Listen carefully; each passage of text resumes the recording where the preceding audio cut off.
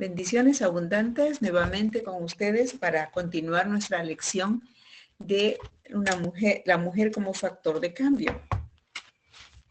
Y vamos a darle gracias al Señor para que sea Él guiándonos al escuchar esta lectura. Padre bendito, muchas gracias por tu fidelidad, por tu gran amor. Gracias porque en cada instante tú nos instruyes y queremos ser enseñadas por medio de esta lectura. Lo dejamos en tus manos de amor, oh Padre, que prepare nuestros corazones y nuestras mentes con la mejor actitud para poder escuchar y aprender. Continuamos.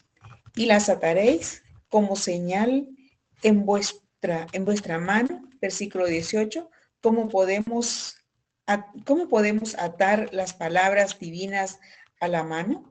Los judíos tomaron literalmente esto y diseñaron las filacterias, que eran cajitas cuadradas hechas de piel de animales puros en las que se guardaban 4 pasajes de la ley escritos en pergaminos.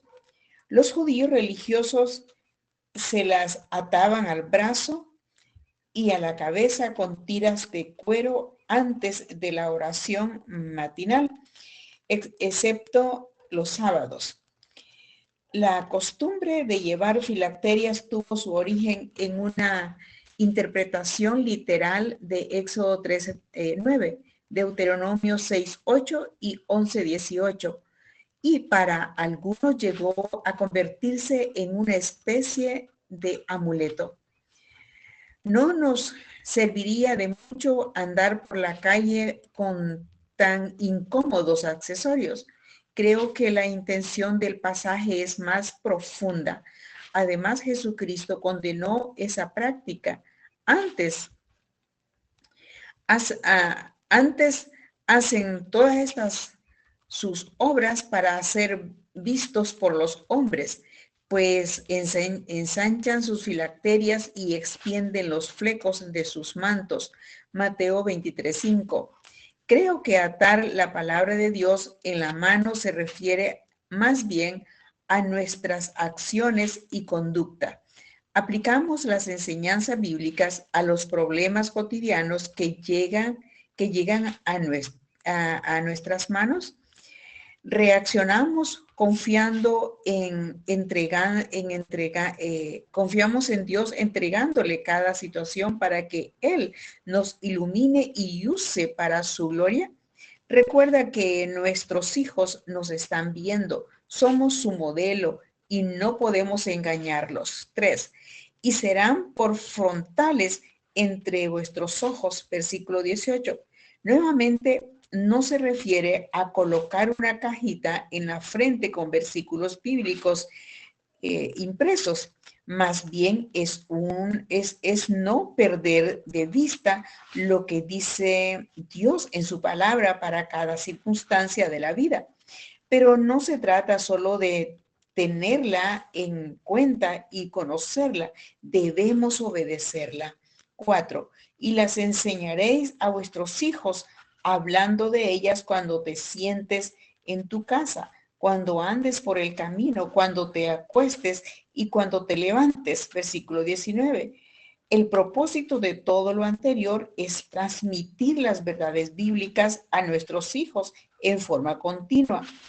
El proceso de enseñanza comienza con nosotras, bien 20 y 30 años antes de que nazcan los hijos y nunca termina. ¿Dónde empieza la educación de los hijos? No en la escuela ni en la iglesia, empieza en el hogar donde vive la primera maestra. Los métodos, ¿cuáles son? La repetición. En el pasaje citado, el escritor sagrado recomienda un método infalible de aprendizaje, la repetición constante y metódica. He comprobado su eficacia con mis hijos y ahora con mis nietos. No hay otra forma de aprenderse las tablas de multiplicar, ¿verdad? Rafa y Andrea,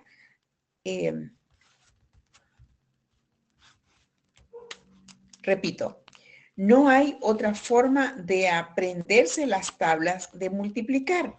¿Verdad, Rafa y Andrea? La repetición es el método más usado de aprendizaje. La Biblia dice, ¿a quién se enseñará ciencia o a quién se hará entender doctrina? ¿A los destetados?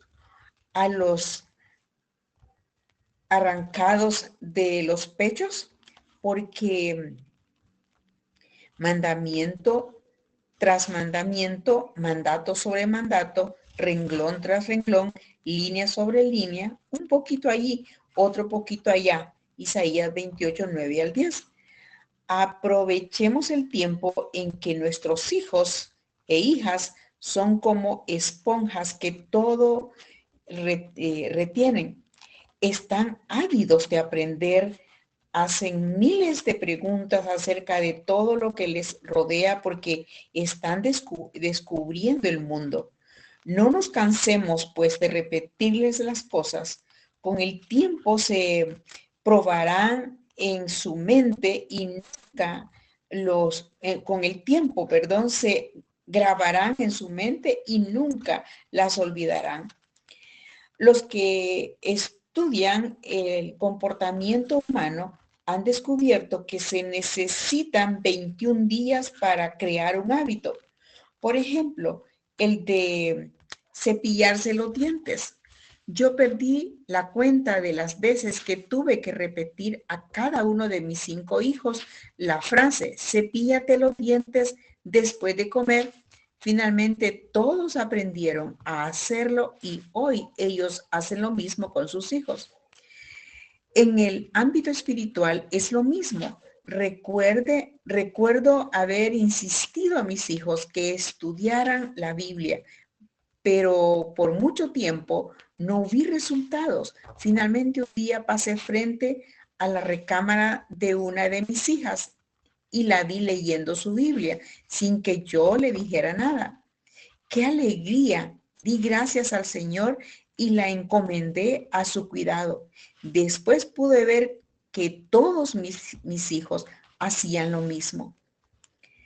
2. Leer historias bíblicas. A todos nos encantan los relatos. No se requiere una preparación especial o pericia espiritual. Basta con leer o repetir las historias de la Biblia, dejando que el Espíritu Santo revele, enseñe e imprima su verdad en el corazón de los hijos. En ella hay una pléyade de personajes cuyas vidas son ejemplos de valores y virtudes deseables para todos. Nuestros hijos deben conocerla. Abraham ejemplifica la obediencia, Jocabed la fe y entrega al alto llamado de ser madre. Moisés fue un hombre de fe, Josué llevó una vida con propósito, David fue un hombre sensible y valeroso. Abigail, una mujer prudente. Esther, una reina que amaba a Dios por encima de todo. Pablo, un misionero consagrado. Pedro, un discípulo intrépido. Eunice y Loida, dos mujeres devotas que enseñaron a Timoteo las escrituras desde su infancia. 3. La memorización. Todos podemos memorizar, lo hacemos todos los días, aprendemos la clave de nuestro banco, la cuenta de internet, las placas del automóvil, el teléfono de varias personas, que la memorización de versículos bíblicos junto con su ubicación en la Biblia, libro, capítulo y versículo, sea una práctica en nuestra vida y la de nuestros hijos e hijas. Por experiencia te digo que en momentos de duda o incertidumbre vienen a mi mente los versículos que he memorizado a lo largo de mi vida. Estos me han ayudado a aconsejar, a animar a otras, a confiar en Dios y resolver infinidad de dudas y problemas. Además, hay en la Biblia muchísimas promesas que nos dan ánimo y fortaleza para vivir. 4. La participación. En cierta ocasión estábamos como familia estudiando Proverbios 1:8. Oye, hijo mío, la instrucción de tu padre y no desprecies la dirección de tu madre. Para hacer que mis hijos participaran, les pregunté qué diferencia había entre instrucción y dirección. Como un rayo, Fernando respondió, pues instrucción es dar órdenes como hace mi papá. Y continuó con mucha seguridad, dirección es enseñarnos cómo debemos hacer las cosas como haces tú. Creo que dio en el blanco. Sin duda aprendemos mucho de los hijos. La participación se logra en las en las devociones familiares. Sí, es necesario que dediquemos un tiempo cada día en el hogar para que los hijos aprendan a comunicarse con Dios. Aparta unos momentos para leer con ellos la Biblia. Ora y cantar algún coro conocido. No tiene que ser un tiempo extenso, pero sí con la meta de que Dios sea reconocido en el hogar. 6. El repaso. Es el acto de recordar y reafirmar lo aprendido. En el hogar tenemos muchas oportunidades de hacerlo. El siguiente versículo habla de otro aspecto. Así que lejos sea de mí que peque yo contra Jehová, cesando de rogar por vosotros. Antes os instruiré en el camino bueno y recto. Primero de Samuel 12:23. 7. Orar por los hijos. El versículo insiste en la oración e instrucción de los hijos. Nunca dejemos de hacerlo. Algún día ellos se irán del hogar y habrá terminado la etapa de preparación. Pero eso sí, siempre podremos orar por ellos. Si no lo hacemos los padres, ¿quién lo hará? Nosotros somos quienes más los amamos y conocemos. Siempre deseamos lo mejor para ellos, ¿no es cierto? El ingrediente del amor. Por supuesto que el amor es indispensable en la educación de los hijos, pero no debe ser un amor consentidor, sino un amor lleno de sabiduría e inteligencia espiritual, cuya meta es lograr la madurez espiritual de los hijos. No cesamos de orar por vosotros y de pedir que seáis llenos del conocimiento de la voluntad en toda sabiduría e inteligencia espiritual. Colosenses 1:9. Conozco padres que dicen por muy convencidos, no voy a imponer mis creencias en mis hijos. Cuando sean grandes, ellos decidirán qué creer, pero te aseguro que si no escribimos lo correcto en el cuaderno en blanco que es el hijo, alguien más lo hará. ¿Quién? Al niño no le cuesta creer ni aceptar lo que sus padres dicen, pero cuando llegan a la adolescencia, ese es tema para otro libro. Por eso estoy convencida de que desde el principio de su vida es necesario poner en ellos convicciones firmes. De otro modo, cuando crezcan, serán como hojas al viento, arrastradas por la corriente mundanal. Ya vimos que la educación cristiana comienza con los padres. ¿Cuáles son las materias que debemos enseñar a nuestros hijos mientras están bajo nuestros cuidados? ¿Qué debemos enseñar a los hijos? Todo, desde comer, masticar, gatear, hablar, el aseo personal, cómo comportarse correctamente, cómo estudiar, cómo jugar, cómo brincar, protegerse, buenos modales y cómo aprovechar el tiempo. Pero aún más importante que todo ello es enseñar los principios para afrontar la vida con la honradez, la diligencia, la responsabilidad, la integridad y la obediencia. Estoy segura de que Jocabed hizo todo esto con sus hijos.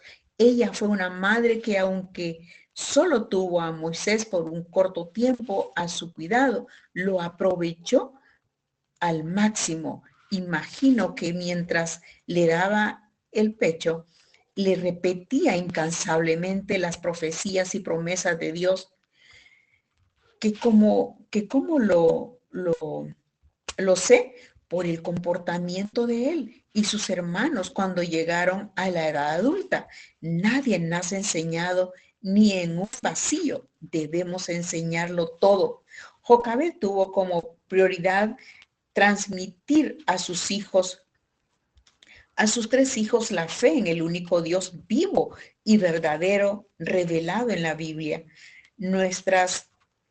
Nosotras también podemos hacerlo e insistirles en que por su bien teman al Señor, no por miedo al castigo, sino por reverencia y respeto, sabiendo que en verdad el éxito interviene en nuestros asuntos. Después vendrá la educación secular. Nuestros valores internos forman la lente a través de la que vemos el mundo. Esos conceptos nos gobiernan y a través de ellos interpretamos todo lo que experimentamos. De ellos,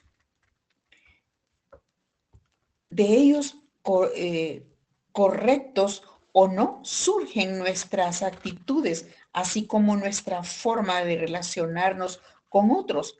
Por eso es importante definir qué paradigmas deben guiar a nuestros hijos e hijas. Si esperamos a que ellos decidan, con seguridad sufrirán consecuencias desastrosas. En la iglesia se nos insiste en que instruyamos a los hijos en las cosas del Señor, que oremos por ellos y los disciplinemos, pero a veces no nos dicen claramente qué cosas específicas deben aprender para que su vida sea una obra de arte, no un desastre. Cómo llevar una vida santa que los aleje del pecado y del mal camino, y que honren a sus padres y a ellos mismos. Señor, gracias por esta lectura. Ponemos en tus manos de amor que seas tú hablando a los corazones de cada una de mis hermanas que escuche esta lectura y que sea de beneficio para poder aconsejar a los hijos, enseñar a los hijos, dirigirlos y saber que estamos escribiendo en sus corazones, en sus mentes, para sus propios beneficios y a respetar, a amar, a temer a Dios sobre todas las cosas. Muchas gracias por este tiempo de lectura y por Elizabeth, oh Señor, que ha escrito este libro tan sabiamente para enseñarnos. Te adoramos en el nombre de Cristo Jesús. Amén. Bendiciones. Proseguimos.